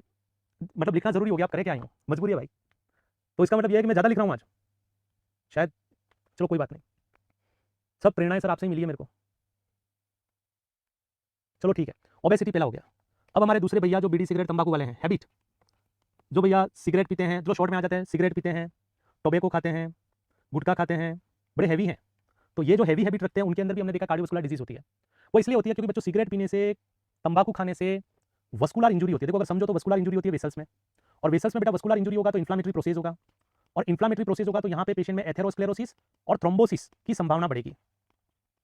ये सीधी सी बात है। अगर हम सिगरेट पीते हैं, तंबाकू खाते हैं, गुटखा खाते हैं तो हमारी वेसल्स में क्या होगी? वस्कुलर इंजुरी, एंडोथेलियल इंजुरी, और अगर एंडोथेलियल इंजुरी होगी तो इन्फ्लामेटरी प्रोसेस होगा, इन्फ्लामेटरी प्रोसेस होगा तो एथेरोस्क्लेरोसिस, थ्रोम्बोसिस होने की संभावनाएं बढ़ेंगी। तो आप सिंपल सा याद रखना, ये एक लॉजिक है जिसका वजह से जहां कुछ भी नहीं है बच्चों वहां पे एक सतत प्रक्रिया का आउटकम क्या हो जाएगा? Formation of plaque, atheroma, atherosclerosis. अगर मैं बोलूं कि ये इवेंट हो गया बच्चों कहां पे? कोरोनरी आर्टरी के अंदर, तो बड़ा सिंपल है, हो गया दिक्कत हमारा। तो यहाँ पे याद रखना हैबिट बड़ी इंपॉर्टेंट है। शौक कैसे रखते हो? नवाबी रखते हो? कैसे रखते हो आप? बड़े हैवी रखते हो तो हैवी शौक का हैवी ही आउटकम होगा। और कुलदीप जी अपनी भावनाएं अभिव्यक्त ना करें बेटा, तो यहाँ पे बड़ी सिंपल सी बात, हाँ गोल्ड फ्लैग बेटा, वाह ठीक है वही गोल्ड फ्लैग, अभी बहुत बढ़िया, इतनी मेहनत कर रहे हो आप, बीडी का भी नाम लिख ले, फिर नहीं आता तो मैं बता दूँ, ठीक है जी। अच्छा बीडी देसी होती है इसलिए नहीं होता उससे, कैलाश जी कह रहे साइटोकाइनिन रिलीज होता है, बहुत बढ़िया, बड़े भारी हो रहे हो भाई। तो यहाँ पे अपने को इतने का अभी इतना याद रखने का है कि अगर हम ऐसा हैबिट पजेस करते हैं तो वस्कुलर इंजरी होगा, एंडोथेलियल इंजरी होगा, इन्फ्लेमेटरी प्रोसेस होगा, एथेरोमा के लिए व्यवस्थाएं बनेंगी और पेशेंट में एथेरोस्क्लेरोसिस हो जाएगा। और जो बच्चा वैसे याद नहीं रखे वो ऐसे भी याद रख ले कि भाई ये सब बुरी आदतें हैं, इनसे बड़ी बड़ी बीमारियां होती हैं, ऐसा करके भी आप याद रख सकते हो। देखो तीसरा मैं लिख रहा हूँ सेम हाइपरटेंशन बच्चे, जब बीपी ज्यादा होती है तो वेसल्स में क्या होगा, ब्लो ज्यादा लगेगा ऐसे पावरफुल, तो सेम बात है वस्कुलर इंजरी यहाँ पे भी होगी, और अगर वस्कुलर इंजरी होगी तो इन्फ्लेमेटरी प्रोसेस होगा, और इन्फ्लेमेटरी प्रोसेस होगा तो एथेरोस्क्लेरोसिस होगा।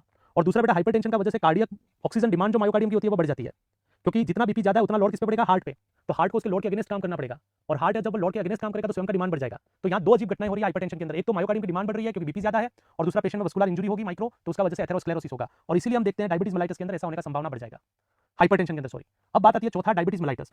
सब डायबिटीज मेलाइटिस के अंदर देखा जाएगा तो लिपिड प्रोफाइल गड़बड़ होगा, हाइपरओस्मोलर ब्लड होगा, एलडीएल बढ़ जाएगा, एथेरोस्क्लेरोसिस होने की संभावना बढ़ जाएगी, मोर एवर सीकेडी होगा, फिर से हाइपरटेंशन हो जाएगा। मतलब डायबिटीज भाई साहब इतने सारे चेंजेस लाता है, डायबिटीज ब्लड की विस्कोसिटी को अफेक्ट करता है, आरबीसी की फिजियोलॉजी को अफेक्ट करता है, अभी ज्यादा बोलेंगे तो बहुत ज्यादा कुछ हो जाएगा, है ना। तो यहाँ पे अगर हम देखें पेशेंट के अंदर एथेरोस्क्लेरोसिस की संभावना बढ़ाएगा, रीनल फिजियोलॉजी को अफेक्ट करेगा, हाइपरटेंशन होगा पेशेंट के अंदर, आरबीसी की फिजियोलॉजी को इन्फ्लुएंस करेगा तो ऑक्सीजन रिलीज होने की संभावना कम होगी, मोर एवर पेशेंट के अंदर इतना कुछ होगा, किसका वजह से, डायबिटीज का वजह से। स्ट्रेस बहुत बुरी बीमारी है भाई साहब, अगर हम स्ट्रेस लेंगे, सीएचओ का अगर आपने स्ट्रेस ले लिया तो आत्महत्या जरूरी है। सीएचओ का स्ट्रेस, स्ट्रेस कहते हैं चिंता, चिता से भी दारूड़ है, एक बहुत बड़ी बात कही है कि चिंता करोगे तो चिता तक पहुंच जाएंगे। स्ट्रेस नहीं लेना, और स्ट्रेस उन्हीं व्यक्तियों को होता है जो मेहनत नहीं कर पाते हैं। तो यहाँ पे मैं बता रहा हूँ स्ट्रेस से क्या होता है बेटा, कोर्टिसोल रिलीज होता है, स्ट्रेस हार्मोन रिलीज होते हैं, तो सीधी सी बात है ब्लड प्रेशर बढ़ता है, और बीपी बढ़ेगा तो आगे हमने डिस्कस कर लिया है।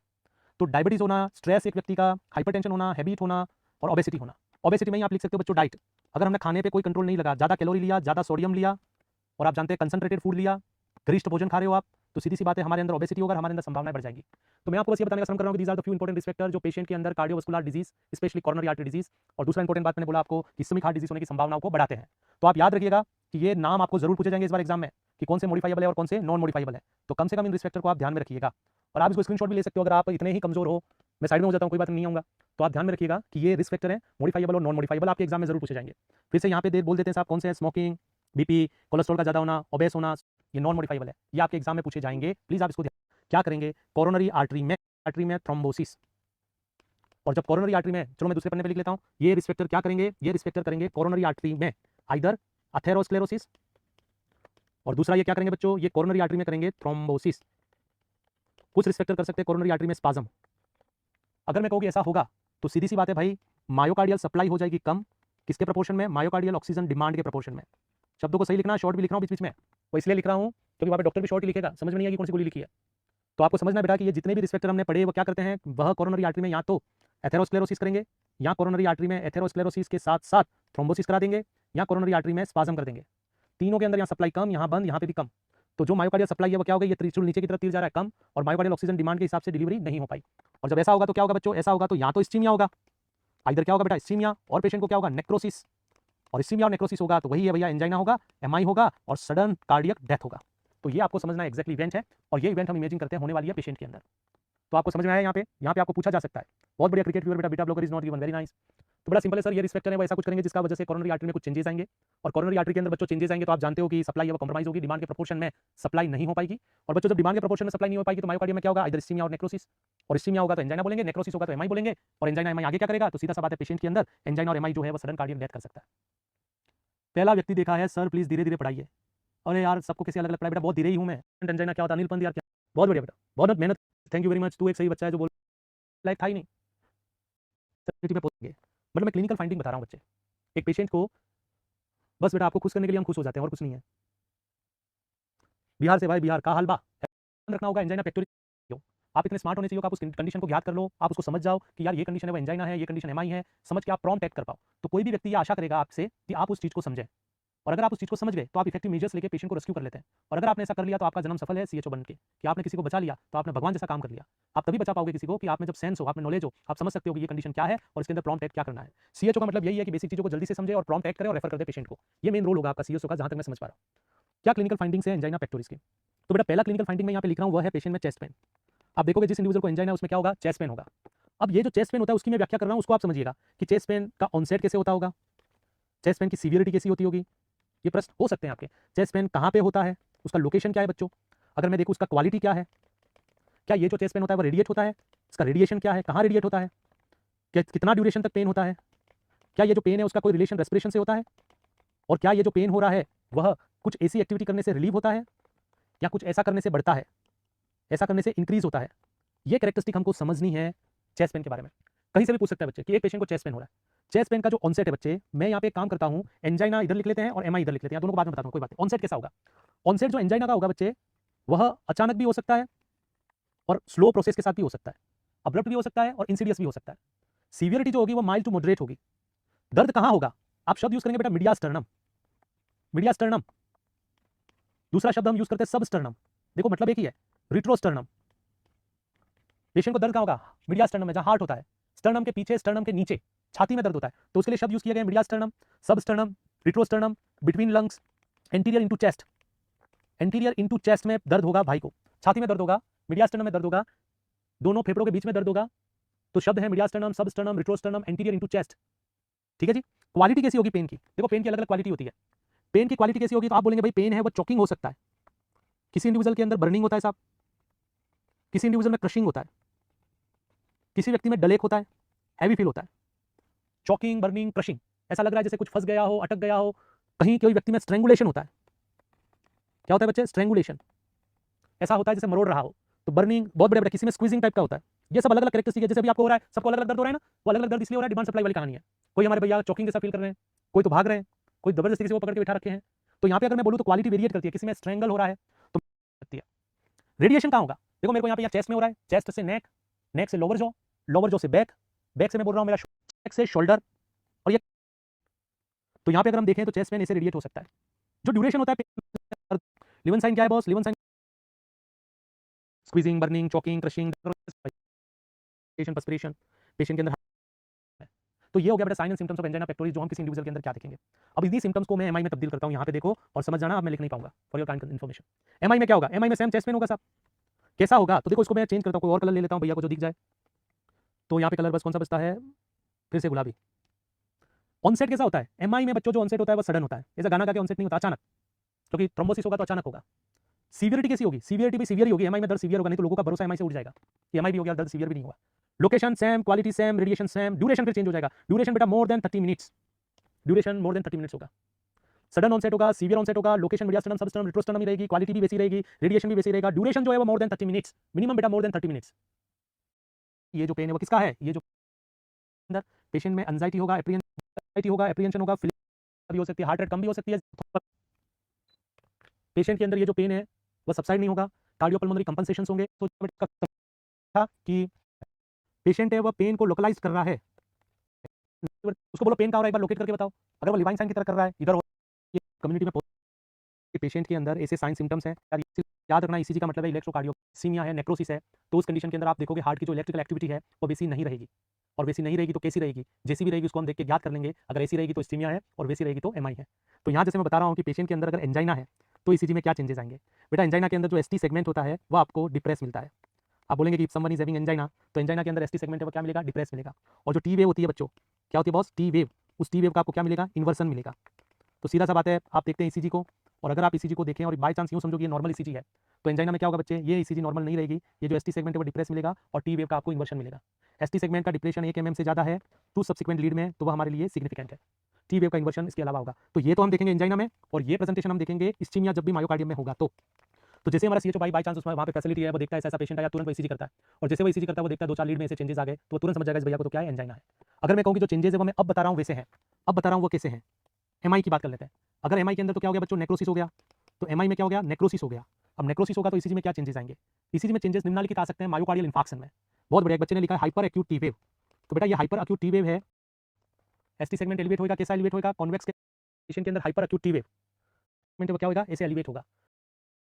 इसमें ये जो 1 2 3 चेंजेस हैं वह चेंजेस तो रिवर्सिबल हैं, और ये जो चौथा चेंज है वो कैसा है, परमानेंट भी पूछ सकता है, परमानेंट कौन सा है, इसको तो ऐसा दिक्कत है ना। तो यहाँ पे हमने ये टॉम स्टोन सेंडिंग आर्टरी और कौन सी वेसल्स प्रभावित है करने के लिए, एमआई को कंफर्म करने के लिए आप पेशेंट के अंदर कार्डियक मार्कर यूज कर सकते हैं। देखो आजकल कह नहीं सकते कार्डियक मार्कर, और ये जो बेसिक फैसिलिटीज हैं वो आपके सेटअप पे होंगी, क्योंकि कोरोनरी हार्ट डिजीज बड़ी कॉमन है, बहुत ज़्यादा प्रिवलेंट है, बहुत ज़्यादा। मतलब ये होता है बेटा कि ये आपके ब्लड में मार्कर हम देखते हैं जनरली, एक तो होता है बेटा ट्रोपोनिन, ट्रोप आपको पेशेंट का ब्लड निकालना है, आइदर हेपेनाराइज सीरीज, इंपॉर्टेंट इन्वेस्टिगेशन है, एसटी एलडीएच, ट्रॉपी सबसे ज्यादा करते हैं भैया। अगर कोई व्यक्ति को एमआई है तो विदिन 2 to 4 आवर्स में ये ब्लड में आ जाएगा, 2 से 4 घंटे और रहेगा। टाइम टू कॉल, सबसे पहले ट्रोपोनिन, फिर सीपीकेएम, फिर एएसटी और फिर इसमें है। हाँ जी, तो इनको अगर देखने का है तो आपको एंजियोग्राफी करना पड़ेगा, नाम है उसका कोरोनरी एंजियोग्राफी। आजकल ये size of obstruction, which vessels is involve. तो ये हो गया सर जांचे जांचे जांचे हम क्या करेंगे जो आपको ध्यान में होनी चाहिए पेशेंट को जिसको मायोकार्डियल इंफार्क्शन है। अब आता है मैनेजमेंट का पार्ट कि यार पेशेंट में मैनेजमेंट क्या होगा, एक पेशेंट को जिसको एमआई है, जिसको क्या है एमआई नहीं बोलेंगे, आईएचडी बोलेंगे, कोरोनरी हार्ट डिजीज है। अगर इमेजिन करो कि आपके पास आ गया कोई पेशेंट है जिसको ये प्रॉब्लम है, तो हमारे पास क्या ट्रीटमेंट मॉडलिटीज हो सकती है। सीएचओ टाइप बात कर लेते हैं। आपको क्या करना है, सबसे पहले आप उसको रिसीव करेंगे, बेटा नर्सिंग और मेडिकल सब साथ में बोल रहा हूँ मैं। सबसे पहले पेशेंट को रिसीव करना है, आप उसको कंफर्टेबल पोजीशन देंगे।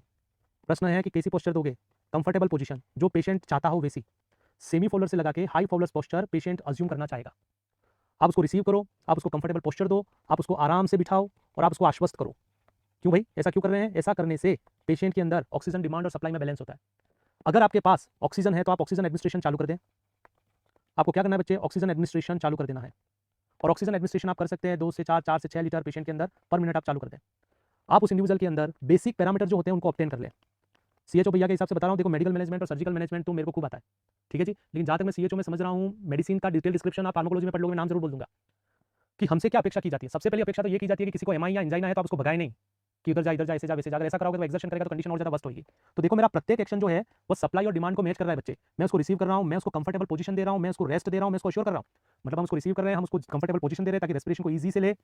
हम उसको रेस्ट इसलिए दे रहे हैं क्योंकि बच्चे रेस्ट देने से ऑक्सीजन डिमांड कम हो जाती है। अश्योर क्या कर रहे हैं, अश्योर को फॉल्स एश्योरेंस नहीं कर रहे हैं साहब, हम पेशेंट को फॉल्स एश्योरेंस नहीं कर रहे हैं। हम ये बोल रहे हैं कि आप घबराइए मत, जो भी अच्छा हो सकता है, जितना भी अच्छा बन सकता है हमसे वो आपके लिए करेंगे। ऐसा एश्योरेंस हमने भी दिया था आपको कि घबराइए मत, सीएचओ के लिए जो भी हो सकता है हमसे बन पड़ सकता है वो हम आपके लिए करेंगे, लेकिन करेंगे पूरे मन से करेंगे भाई। ऐसा नहीं है कि फॉर्मेलिटी करेंगे। आपको लग रही है किसी एंगल से फॉर्मेलिटी है, लग रही है तो आप साइको हो, फिर सुना आपने। तो रिसीव करना, कंफर्टेबल पोजीशन देना, रेस्ट देना, अश्योर करना भाई। अगर फैसिलिटी है तो आप ऑक्सीजन दे भाई, आप उसको क्या कर सकते हो, ऑक्सीजन दे सकते हो। नेजल प्रोंग इसलिए यूज करते हैं बेटा क्योंकि मास्क से सफोकेटेड फीलिंग होता है, तो कोई इशू नहीं, आप नेजल प्रोंग क्या करेंगे, यूज करेंगे 2, 4 लीटर, 3 लीटर, 4 लीटर ऑक्सीजन देना चालू करें। मीनवाइल कुछ भी करने से पहले आपके पास बेसिक पैरामीटर होने बहुत जरूरी है बच्चों। बिना बेसिक पैरामीटर के आप आगे इंटरवेंशन नहीं करेंगे। बेसिक पैरामीटर में मैं क्या लिख रहा हूं, आप एक काम करो, वाइटल साइन तो देख ही लो कम से कम, टेम्परेचर, पल्स, रेस्पिरेशन क्या है ना, ब्लड प्रेशर क्या है, आप वाइटल साइन लीजिएगा, temperature, pulse, respiration, blood pressure को। आप एसपीओ2 को देखिएगा, आप चेस्ट पेन को देखिएगा, आप चेस्ट पेन की रेटिंग करके रखिएगा क्योंकि अभी कितना दर्द हो रहा है, तो क्वालिटी हमने ऑब्टेन करी है। तो मेरे पास बेसिक बात है कि पल्स कितनी है, रेस्पिरेशन कितना है, ब्लड प्रेशर कैसा है, चेस्ट पेन कैसा है, एसपीओ2 कितना है, लेवल ऑफ कॉन्शियसनेस क्या है, पेशेंट का सेंसोरियम क्या है, तो everything we have already assessed. ऐसा क्यों बोल रहा हूं बच्चों, ऐसा इसलिए बोल रहा हूं क्योंकि आप अगर उसको कोई दवाई दोगे, जैसे सोचो कि डॉक्टर ने बोला बीटा ब्लॉकर और हार्ट रेट तो 40 है, समझ आ रहा है आपको, तो आप अगर कोई बोलते हो एंटी हाइपरटेंसिव और बीपीआर 90/60, आपने 90/60 में नाइट्रोग्लिसरीन खिला दी तो पेशेंट तो मरेगा ना। तो यहाँ पे एटलीस्ट बेसिक पैरामीटर आप एक बार अपने हैंड में रखिए साहब, और बेसिक पैरामीटर अपने हाथ में है तो उसके बाद what ever which is prescribe by doctor, जो भी डॉक्टर के द्वारा प्रिस्क्राइब किया जाएगा उन दवाइयों को आप क्या करेंगे, एडमिनिस्ट्रेट करेंगे। तो हे सीएचओ, हे आदर्श ऑफिसर हो, ये एक्जैक्टली बात बोल रहे हैं, रणदीप जी गुलेरिया भी सही बता रहे हैं, आदर्श ऑफिसर की कार्यशैली का विवरण है गुरुजी, ठीक है बेटा, एक्नॉलेज करने के लिए धन्यवाद, है ना। अब मेडिको हैंगओवर कुछ पी के बेटा, क्या सर राइटिंग समझ नहीं आ रही, ट्रीटमेंट करा बेटा तू, नहीं तो चैनल से हट जा तू, हटाओ इसको, तेरी राइटिंग भी मेरे समझ नहीं आ रही। मतलब कुछ भी दिखा लो, स्वर्ग में नमक नमक करने वाला, कैपिटल लेटर नहीं समझ में आ रहे बे, क्या खा के बैठा है तू, बग यहाँ से फिर आप कोचिंग आओ, राइटिंग समझाता हूँ मैं एक बार, आइए को समझ में आ रही है। तो यहाँ पे अगर मैं बताऊँ, अरे भाग मत जाना, मजाक कर रहा हूँ मेरे भाई, आजा, मैं सुधार रहा हूँ बेटा, हिंदी में लिखूंगा, है ना, कहीं मुन्ना नाराज हो जाए यार, बिना काम की नाराजगी करा दी चोरों ने माहौल बना के। Students are mirror of teacher, right. और नहीं आएगी तेरे समझ में, क्या दवाइयाँ देंगे पेशेंट के अंदर, चलो हम पेशेंट को दवाई देते हैं। देखो आप यहाँ तक समझ गए बच्चों, तो यहाँ मैंने ये बोलना है कि पेशेंट के अंदर हम ऐसा करेंगे, देखो ऐसा करने से क्या आप काफी कुछ अच्छा कर लेंगे। अभी ऐसा किया, वाइटल साइन ऑब्टेन किया, ठीक है, कोई इन्वेस्टिगेशन करवाना है तो करवा लो भाई, और तैयार हो जाओ दवाइयाँ लेके सीएचओ साहब, हाजमोला की गोलियां नहीं खिलानी है, यहाँ पे आपको मैनेजमेंट करना है भाई, है ना। अब देखते हैं हम क्या मैनेज कर सकते हैं भाई। तो जो डॉक्टर साहब बोलेंगे, तो डॉक्टर साहब आजकल बहुत होशियार हैं, अपन तो सीएचओ हैं, तो डॉक्टर साहब बोलेंगे कि भाई आप ये दवाई दो, तो आप दवाई दे दीजिएगा। अब डॉक्टर साहब को मालूम है तो बताएंगे आपको कुछ दवाइयाँ जो आप पेशेंट के अंदर एडमिनिस्ट्रेट करेंगे, ठीक है बच्चों। अब ये दवाइयाँ क्या हो सकती है, ये बड़ा इंटरेस्टिंग क्वेश्चन है कि दवाइयाँ क्या हो सकती हैं। दवाइयाँ हो सकती हैं बच्चे, एक तो इंपॉर्टेंट मेडिसिन है नाइट्रेट्स। जैसे मैं आपको एक नॉर्मल सी एक हाइपोथेटिकल सिचुएशन लेता हूं ना, एक पहले 3 ले लेते हैं। एक तो बेटा एंजाइना पेक्टोरिस में क्या करता है, अब देखना मेडिसिन की बात है, आप पेशेंट के अंदर नाइट्रेट देंगे, देखो फार्माकोलॉजी में आप पढ़ना, आप पेशेंट के अंदर एस्प्रिन देंगे, आप पेशेंट के अंदर मेटोप्रोलोल देंगे, और आप पेशेंट में एटोरवास्टेटिन देंगे, और फिर आप उसको रेफर कर दो हायर सेंटर अगर आपके पास फैसिलिटी नहीं है तो। मतलब जो अभी हमने किया बच्चों, इसके अलावा हम क्या कर रहे हैं, पेशेंट को जिसको एंजाइना पेक्टोरिस है, कौन सा वाला साहब, तो बोलना साहब इसको स्टेबल एंजाइना पेक्टोरिस है। तो स्टेबल एंजाइना के अंदर आपको नाइट्रेट देना है, सबलिंगुअल देते हैं, बकल में स्प्रे भी आजकल आ गए हैं, स्प्रे भी हम यूज करते हैं, आप जानते हैं स्प्रे दोगे, बकल स्प्रे दोगे या सबलिंगुअल पेशेंट में एडमिनिस्ट्रेट करोगे नाइट्रेट, तो ये क्या करेगा बेटा, कोरोनरी वेज़ोडाइलेशन करेगा और जो मायोकार्डियल सप्लाई है उसको बढ़ा देगा। आप पेशेंट के अंदर एंटी थ्रोम्बोटिक एक्शन को एक्सर्ट करने के लिए पेशेंट में 75 mg क्या करेंगे साहब, एस्प्रिन पेशेंट में एडमिनिस्ट्रेट करेंगे। DOC of stable angina pectoris है मेटाप्रोलोल, पूछे एग्जाम में, मेटाप्रोलोल आप देंगे पेशेंट के अंदर स्टेबल एंजाइना पेक्टोरिस में, और ये जो मेडिसिन है वो पेशेंट के अंदर स्टेबल को वर्स्ट होने से बचाएगा। एटोरवास्टेटिन दे सकते हैं आप पेशेंट के अंदर 48 mg पेशेंट में आप एडमिनिस्टर करिए। एटोरवास्टेटिन एंटीलिपिडेमिक एक्शन है इसका। मैं ये डायरेक्ट बता रहा हूँ आपको कि एक इंडिविजुअल के अंदर अगर स्टेबल एंजाइना पेक्टोरिस है तो उसमें ये दवाइयाँ मेनली दी जाती है। सबलिंगुअली नाइट्रेट दीजिए, एस्प्रिन दीजिए, मेटाप्रोलोल दीजिए और एटोरवास्टेटिन पेशेंट के अंदर आप एडमिनिस्टर करिए। अब देखो इसी को मैं थोड़ा अनस्टेबल एंजाइना बोल दूं कि अनस्टेबल में जो ऊपर आपने मेजर्स करे थे इसके अलावा क्या, तो आपको भाई साहब यहाँ पे एंटीजी का ड्रिप चढ़ाना पड़ सकता है, क्योंकि इस व्यक्ति के अंदर नॉर्मल सबलिंगुअल देने से पेन है वो कम नहीं होगा। एंटीजी का ड्रिप हम चलाएंगे इस इंडिविजुअल के अंदर। आप पेशेंट के अंदर क्या करेंगे, एप्सिप्सी मैप्स करके दवाई आती है, ठीक है जी, उसको हम एडमिनिस्टर करेंगे। हम पेशेंट में मेटाप्रोलोल दे सकते हैं, फिर से मैं दवाइयों का नाम लिख रहा हूँ। आप इंडिविजुअल के अंदर एनोक्सापारिन दे सकते हैं, स्टेबल एंजाइना पेक्टोरिस की बात हो रही है। आप दर्द को कम करने के लिए मॉर्फिन देंगे, आप पेशेंट में एस्प्रिन देंगे, आप इंडिविजुअल में क्लोपिडोग्रिल देंगे, और आप जानते हैं क्लोपिडोग्रिल के अलावा आप क्लोपिडोग्रिल देंगे, आप एटोरवास्टेटिन भी देंगे। Category and everything will be explained bye pharmacologist, है ना। एंटीजी आप जानते हो वेसोडाइलेटर है, बीटा एड्रेनर्जिक ब्लॉकर है भाई, जो ऑक्सीजन डिमांड को कम कर देगा, आई नरक में स्वर का एहसास करेगा। ये एंटीप्लेटलेट्स है बच्चे। 300 mg आपको देना है लोडिंग डोज किसका, एस्प्रिन का, और 300 mg देना है आपको क्लोपिडोग्रिल का। आप पेशेंट के अंदर 80 mg देंगे क्या साहब, एटोरवास्टेटिन। अब 60 में ये भी वही है साहब एंटीप्लेटलेट्स। आप ये दवाई देते हैं किसके अंदर, स्टेबल एंजाइना में। और इससे अगर फायदा नहीं होता तो आपको पेशेंट के अंदर पीसीआई करना पड़ेगा, percutaneous intervention, coronary intervention. Percutaneous coronary intervention करना पड़ेगा, तो उसको हम बोलते हैं डिलेड पीसीआई। अब ये सब बातें हो रही है बड़ी भारी, ये सब हो रही है बहुत भारी बातें। अरे तुम कुछ भी कर लो यार, जो भी कर लो पढ़ लो, है ना। जिसको रिकॉर्ड करना रिकॉर्ड करो, जिसको लिखना है वो लिखें, लेकिन आप पास तो हो कम से कम। तो मैंने कहना है कि साहब these are the medication can be administered in patient who is having unstable angina. Apart from those measures आप पेशेंट में ये करेंगे, है ना, कि 300 mg आपको क्लोपिडोग्रिल देना है, 300 mg आपको एस्प्रिन देना है, मॉर्फिन है तो मॉर्फिन देना है, आप पेशेंट के अंदर एनोक्सापारिन देंगे। लेकिन याद रखना यहाँ पे हमने पेशेंट के अंदर थ्रोम्बोलाइटिक एजेंट नहीं दिया है। ब्रिलियंट, हाँ बेटा, अगर कमीशन ज़्यादा आ रहा है तो तू ब्रिलियंट का दे सकता है इसके अंदर, टिकाग्रिलोर और ये सब सब्सटेंस भी दे सकते हैं। वेरी गुड कपिल देव, बहुत भारी नहीं है बेटा, ये बेसिक है, कभी पढ़े नहीं है इसलिए अपन को ऐसा लगता है। अभी क्या ये सीएचओ में इसलिए महत्वपूर्ण हो गया कि यार तुम ऐसी जगह पे काम करोगे जहाँ पे अगर एंजाइना वाला आया तो कुछ तो झेल पाओगे ना, इसलिए मैं तो मेंशन कर रहा हूँ। अब अगर आपको पूछे यार एक आदमी को एमआई हुआ तो क्या है, देखो एमआई में वो जो मेजर्स किए इसके अलावा हम परक्यूटेनियस लिख लेता हूँ, नहीं तो परक्यूटेनियस कोरोनरी इंटरवेंशन ये हम करेंगे। परक्यूटेनियस कोरोनरी इंटरवेंशन किसके अंदर बच्चों, इस कंडीशन के अंदर। और अगर इसकी फैसिलिटी नहीं है आपके पास तो आप पेशेंट के अंदर एसटीके देंगे। Please remember, if you don't have PCI facility then you can go for STK administration. STK क्या होता है, स्ट्रेप्टोकाइनेस। आप अल्टेप्लेज यूज करते हैं, रेटिप्लेज यूज करते हैं, है ना बच्चों, तो हम उसके अंदर ये थ्रोम्बोलाइटिक होते हैं। तो अगर आपके पास कौन सी फैसिलिटी नहीं है, पीसीआई की, ठीक है, इसमें डोर टू नीडल टाइम होता है बेटा, डोर टू डिवाइस टाइम होता है ना। अभी 90 मिनट 60 मिनट सब होते हैं, लेकिन और भारी हो जाएगा। सर प्लीज ये क्लास छोड़ दें, क्यों छोड़ दें भाई, रवि कुमार जी कहाँ छोड़ दूँ क्लास, तू पहला आदमी है यार, छोड़ दूँ कह रहा है। एग्जाम में सीए चुका, इसलिए मैं मेहनत कर रहा हूँ, है ना, इसलिए मेरे को तो पढ़ना, तेरे को तो मालूम होना चाहिए, कुछ तो आना चाहिए तुम्हें, क्या हो रहा है क्या नहीं होना चाहिए। थ्रोम्बोलाइसिस करके इसको रेफर करना होता है क्या, डॉक्टर का काम है। If you don't have such facility, आपके पास फैसिलिटी में ये मालूम पड़ गया कि बेवकूफ उस आदमी को क्या है, एमआई है, तो आपके पास अगर ये है तो थ्रोम्बोलाइसिस करके उसको रेफर कर दो, और रेफर करके क्या होगा, उसके अंदर आगे जाकर रेस्क्यू पीसीआई होगा। बेटा झेलो, ऐसे नहीं होता है, सीए तो सपनों में थोड़ी बनता है। तो कोई बात नहीं, हमारे बच्चे बहुत होशियार है। एक टॉपिक समाप्त होता है, खुशखबरी है भाई कि ये जो टॉपिक है वो एमआई का था। मैं तो और भी पढ़ाना चाह रहा था, लेकिन तुम्हारा प्यार देख के ऐसा मैं सोच रहा हूँ। तो ये एक टॉपिक था जो आपको समझना था बच्चों, और इसको बोलते हैं मायोकार्डियल, इसको बोलते हैं इस्केमिक हार्ट डिजीज। तो कितना पढ़ लिया देखो, और कितना लिख लिया, फिर भी तुम रो ही रहे हो यार, बहुत बढ़िया। सीएडी क्या है, सीएचडी क्या है, आईएचडी क्या है, टाइप्स क्या है बच्चों। टाइप्स के अलावा हमने देखा स्टेटिक्स और बर्डन क्या है सोसाइटी पे। रिस्क फैक्टर जरूर प्रश्न पूछेगा आपको, कौन सा रिस्क फैक्टर क्यों महत्वपूर्ण है। पैथोफिजियोलॉजी देखा, मैनिफेस्टेशन देखे, इन्वेस्टिगेशन में 3 इन्वेस्टिगेशन का बात किया। मैनेजमेंट के अंदर हमने देखा कि पेशेंट के अंदर क्या मैनेजमेंट हो सकता है। ये वाला भाग आपका ये तो है कि यहाँ से भी भाग जाओगे तुम, है ना, ये मैनेजमेंट था बच्चे। और मैंने बोला कि एंजाइना में क्या होता है, सीधी सी बात, आप सीएचओ हो तो आपको इनिशियली तो कुछ तो करना पड़ेगा। आपको रिपोर्ट के लिए नहीं घूम रहे हो आप, एएनएम के नीचे हो, एएनएम क्या हो जो भी हो, कुछ तो आपसे आशा करेगा कि यार कोई एक आदमी आया तो एस्प्रिन तो खिलाई देता, रेफर तो कर ही देता, समझा तो देता ही ना उसको, है ना, कि भाई तेरे को ये शिकायत है, ये प्रॉब्लम है, कम्युनिकेबल डिजीज जिसका नाम था ये। इसके अलावा आप सीएचओ तो हेल्थ एजुकेशन दे देना, किसके बारे में बेटा, पहला आप उसको देंगे डाइट के बारे में कि क्या खाना है, दूसरा आप उसको एक्सरसाइज के बारे में बताएंगे, है ना, तीसरा आप उसको हैबिट मॉडिफिकेशन, ये तो काम एक नहीं है, हैबिट मॉडिफिकेशन के बारे में बताएंगे, है ना, चौथा आप उसको स्ट्रेस मैनेजमेंट के बारे में भी बताएंगे, स्ट्रेस मैनेजमेंट। पांचवा आप उस पेशेंट के अंदर stress management, habit modification, exercise, diet, आप उसको फॉलोअप के बारे में बताएंगे, है ना, कि फॉलोअप क्यों जरूरी है। ये सब मैं पहले बता चुका हूँ। डाइट में आप सोडियम कम लेंगे, कैलोरी कम लेंगे, स्मॉल फ्रीक्वेंट डाइट लेंगे। एक्सरसाइज 30 मिनट आपको वॉक करना है, माइल्ड टू मॉडरेट इंटेंसिटी का। बीड़ी सिगरेट तंबाकू छोड़ देना है, योग करना है, मेडिटेशन करना है। और दवा के बारे में काली डब्बी में आएगी, सूर्य के प्रकाश से दूर रखना है, मॉइस्चर से दूर रखना है, जीप के, ये सब बातें बता देते हैं। ये सब चीज़ें आपको ध्यान में रखनी है, ठीक है जी। तो ये एक टॉपिक था जो आपको ध्यान में होना चाहिए। अब बच्चों एक वंस अगेन बहुत इंपॉर्टेंट कम्युनिकेबल डिजीज है, उसको हम थोड़े शब्दों में फिनिश करेंगे, ये शायद 15 से 20 मिनट के अंदर हो जाएगा। उसका नाम है बच्चों ओबेसिटी। देखो obesity is one of the important non communicable disease because it is a precursor of all diseases what we are having right now. ये बहुत भरपूर खतरनाक बीमारी है, नाम है इसका ओबेसिटी। तो बच्चों ओबेसिटी के लिए हम क्या जानते हैं और क्या समझते हैं ये मैं बोल रहा हूँ। तो पहले मैं इसको डिफाइन करता हूँ कि ओबेसिटी का मतलब क्या है। Obesity is a medical condition characterise by, यह एक मेडिकल कंडीशन है, मैं कमेंट भी देख रहा हूँ साहब, a medical condition characterise by abnormal and excessive abnormal and excessive accumulation of body fat which has deleterious से अच्छा लिखो negative effect on human body, which have negative effect on individual health, उस condition को बच्चों हम बोलते हैं obesity. अभी देखो ये बहुत अच्छा कंसेप्ट है फॉर नॉर्सेट, क्योंकि नॉर्सेट में हम इसको पढ़ते नहीं है, इधर नॉन कम्युनिकेबल डिजीज में हम इसको पढ़ रहे हैं, तो ये बेसिक चीज़ों को क्लैरिफाई करने के लिए बहुत महत्वपूर्ण है। तो पहली बात तो यही बेटा ओबेसिटी को हम कैसे डिफाइन करते हैं, तो हम बोलते हैं कि ये एक मेडिकल कंडीशन है जहाँ पे हमारे शरीर के अंदर अबनॉर्मल और ज़्यादा फैट, बॉडी फैट का अकुमुलेशन और जमा हो जाएगा, और ये बॉडी फैट इतना होगा कि उसका हमारे शरीर के ऊपर क्या होंगे, दुष्प्रभाव होंगे। तो हमारे शरीर में इतना फैट है कि उसका वजह से हमारे शरीर और हेल्थ के ऊपर उसके दुष्प्रभाव हो रहे हैं, तो उस कंडीशन को हम बोलते हैं बेटा ओबेसिटी। दूसरी इंपॉर्टेंट बात, ये एक इंपॉर्टेंट नॉन कम्युनिकेबल डिजीज है। तीसरी इंपॉर्टेंट बात, ये जो डिजीज है वो बहुत सारी डिजीज का मदर कॉज है, मतलब बहुत सारी डिजीजेज हमें जो नॉन कम्युनिकेबल होती हैं उनका जो मुख्य वजह मिलेगा इनडायरेक्ट, वो क्या मिलेगा, ओबेसिटी मिलेगा। जैसे आप पढ़ते हो हाइपरटेंशन है तो वहाँ पे भी ओबेसिटी बोला, कार्डियोवास्कुलर डिजीज में हमने बोला सीएडी तो वहाँ पे भी ओबेसिटी बोला, आईएसटी पढ़ेंगे वहाँ पे भी ओबेसिटी बोलेंगे, कल सीसीएफ पढ़ेंगे उसमें भी ओबेसिटी बोलेंगे। तो सबसे पीछे ये मेटाबॉलिक कंडीशन है वो रिस्पॉन्सिबल है।